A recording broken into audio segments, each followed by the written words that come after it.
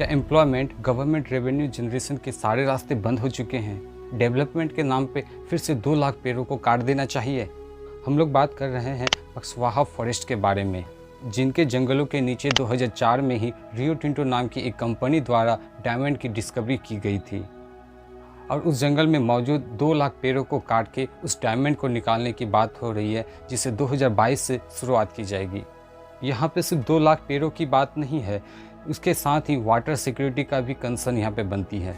तो दोस्तों, आज बात करते हैं बक्सवाहा फॉरेस्ट के बारे में, 2 मेजर कंसर्न और इसके क्या इकोलॉजिकल इफेक्ट हो सकते हैं। बक्सवाहा फॉरेस्ट का लोकेशन एमपी में स्टेट कैपिटल भोपाल से 260 किलोमीटर की दूरी पर छतरपुर डिस्ट्रिक्ट के सागोरिया विलेज के पास है।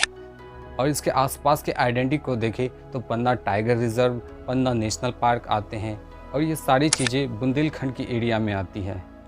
बक्सवाहा फॉरेस्ट के जो 2 लाख से ज़्यादा पेड़ों को काटने की बात है, इसको लेकर समय समय पर विरोध होती रही है। इसमें जो पहला कंसर्न है, इस फॉरेस्ट में डिफरेंट स्पेसीज़ के प्लांट्स, ट्रीज़ पाए जाते हैं। एक विविध प्रकार की वाइल्ड लाइफ है यहाँ पे 7000 से भी ज़्यादा ट्राइबल लोग हैं जिसकी जीविका इसी जंगल पे आश्रित है। इसके अलावा और भी वाइड रेंज में समझे तो ये जो जंगल है ऑक्सीजन का सबसे बड़ा सोर्स है, एटमॉस्फेयर में बैलेंस बनाने का काम करती है। और ऑक्सीजन की इम्पोर्टेंस कितनी ज़्यादा है, रिसेंटली कोविड-19 के सेकेंड वेव के दौरान इस चीज़ हम लोगों ने देखा है। इतनी सारी चीज़ों का जो मेन सोर्स है ये पेड़ पौधे जंगल, इनको 2 लाख की संख्या में काटा जाना है उस लग्जरियस आइटम के लिए जिसका कंजप्शन शायद 1% लोग करते हैं, या कितने करते हैं ये आप बेटर जानते हैं। 2018 में मध्य प्रदेश में कमलनाथ की सरकार बनती है। 2019 में बीडिंग के जरिए 55,000 करोड़ के ऑफसेट प्राइस पर आदित्य बिरला ग्रुप के इसेल माइनिंग इंडस्ट्रियल लिमिटेड को 50 सालों के लिए 364 हेक्टेयर जमीन को लीज पर दी जाती है। उस माइनिंग वाले जगह में 53.7 मिलियन टन किम्बरलाइट और मिलने की संभावना है, जिससे 34 मिलियन कैरेट की रफ डायमंड मिलने की संभावना जताई जा रही है। आदित्य बिरला ग्रुप और स्टेट गवर्नमेंट के कॉन्ट्रैक्ट के अनुसार 42% के अप्रोक्स स्टेट गवर्नमेंट को और 58% आदित्य बिरला ग्रुप को इसकी प्रॉफिट की शेयरिंग होगी। इसमें कंपनी का कहना है कि 62 हेक्टेयर ज़मीन में ही खुदाई की असल काम होगी और बाकी के ज़मीनों में ट्रांसपोर्टेशन, अदर इंफ्रास्ट्रक्चर, डंपिंग और वाटर प्रोसेस जैसे अन्य कार्यों को वहाँ पे किया जाना है। दोस्तों, ये डायमंड माइनिंग की जो प्रोजेक्ट है ये एक हेवी वाटर कंजम्पशन वाली प्रोजेक्ट है। यही इसकी दूसरी कंसर्न वाली बात है। जैसे बक्सवाहा फॉरेस्ट बुंदेलखंड की एरिया में आता है और ये जो बुंदेलखंड का एरिया है पहले से ही ड्राउट प्रोन रीजन घोषित है, यानी कि एक सूखा एरिया है।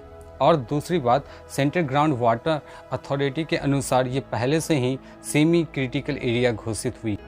और भी ऐसी कई रिपोर्ट हैं जो इस एरिया में वाटर सिक्योरिटी की चिंता को बताया है।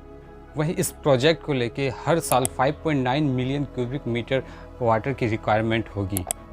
जहां एक ड्राउट प्रोन एरिया में 2 लाख पेड़ों का कटना और हेवी वाटर रिक्वायरमेंट होगी तो इसका इकोलॉजिकल इफेक्ट इसके आसपास में भी पड़ेगा, एग्रीकल्चर में पड़ेगा, अंडरग्राउंड वाटर लेवल में पड़ेगा।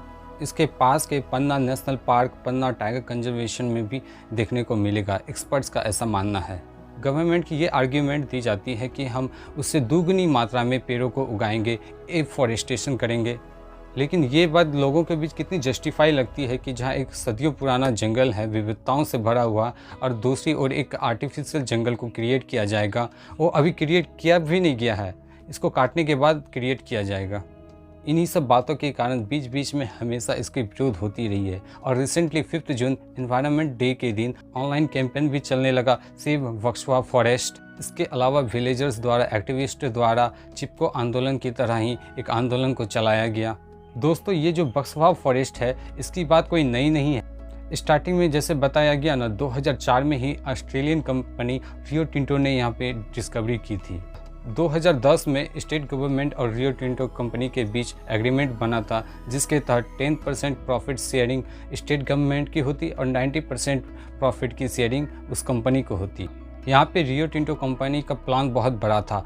रियो टिंटो कंपनी को 954 हेक्टेयर ज़मीन को लीज पर दिया जाना था स्टेट गवर्नमेंट के परमिशन के अनुसार, जिसके कारण लगभग 6 लाख से 7 लाख पेड़ों को काटा जाना था। लेकिन तब के समय में इस माइनिंग को लेकर भारी विरोध होने लगा एक्टिविस्टों द्वारा, एनजीओ द्वारा।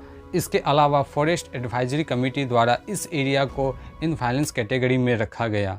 इसके साथ साथ नेशनल टाइगर कंजर्वेशन अथॉरिटी की रिपोर्ट के अनुसार इस एरिया को टाइगर कॉरिडोर डिक्लेयर करने के बाद स्टेट गवर्नमेंट द्वारा परमिशन को रद्द कर दिया गया और 2017 में रियो टिंटो कंपनी यहाँ से एग्जिट कर गई। रियो टिंटो कंपनी वैसे भी ऑस्ट्रेलिया में माइनिंग के जरिए पॉल्यूशन फैलाने के लिए काफ़ी बदनाम है। दोस्तों, यहाँ मुख्य रूप से दो बातें हैं, एक डायमंड, दूसरा पेड़।